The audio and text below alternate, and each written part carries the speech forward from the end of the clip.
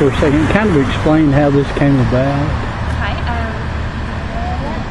This is Pro-Life Day of Silent Solidarity, and what it is just a day where you give up your voice to, for those who will never have a voice, who have lost their life to abortion. And so really we're just going here not necessarily as a protest, but more of like a demonstration, I would say. Just to raise awareness about it and tell people what's going on.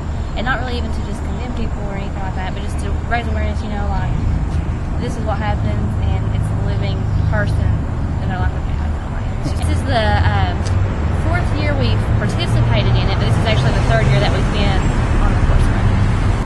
What kind of response have you had so far? Mixed, I guess. We've had actually a lot of positive response, and we have a sign, you know, honk, you love babies, and we've got a lot of positive response from there.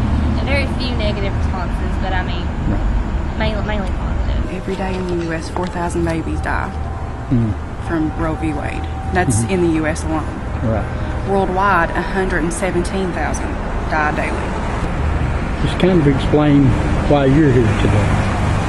Well, when I got sick with my first child in 1999, I discovered that I had a problem with morning sickness, and I have severe morning sickness. And there's a long word for it, and I can't remember what it is. Okay. But it was pretty bad with her, but the doctors thought that it would be okay to get pregnant again. So I got pregnant again 2 years later, and when I did, the morning sickness was extreme. And I pretty much stayed in the hospital the first 3 months of my pregnancy with this one. And so sometime in amongst all that, and I didn't just throw up sometimes. I threw up from the time I got up to the time I went to bed. I lived in a room, you know, with the blinds pulled, and I couldn't talk to anybody, or I couldn't have lights on, and I couldn't smell anything. With any kind of stimulation made me throw up more. I was on all kinds of medications that my doctor could try to think of to get me to stop. And I'd lost about 25 pounds, and I was still losing. And so he come in one day, and he recommended to me and my husband that we abort.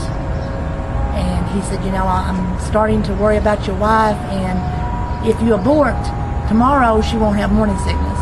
It'll be over. And he said, so I think that would be a vital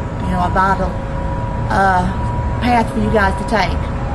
And we just looked at him, we told him no, that there was no way we was going to abort under any circumstances, and that unless, you know, even if I was going to die, we probably still wouldn't abort. It would be something we'd have to talk about, pray about.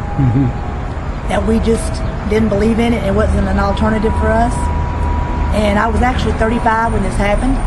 And so my doctor wasn't saved. And when we got through the morning sickness, and I done good, and when it come time to have my amniocentesis done, he never said anything about it, so I asked him about it. And he said, well, I've discovered that if you go through morning sickness like you did, then there's no use having amniocentesis, because all that tells me is that there's something wrong with the baby that you might want to abort it, and you're not going to abort anyway, so we're not going to do it. And if I had have aborted, this is Kayla Elise, and she's 9 years old, and she's extremely smart and extremely funny, and loves to play soccer, which is where we're going.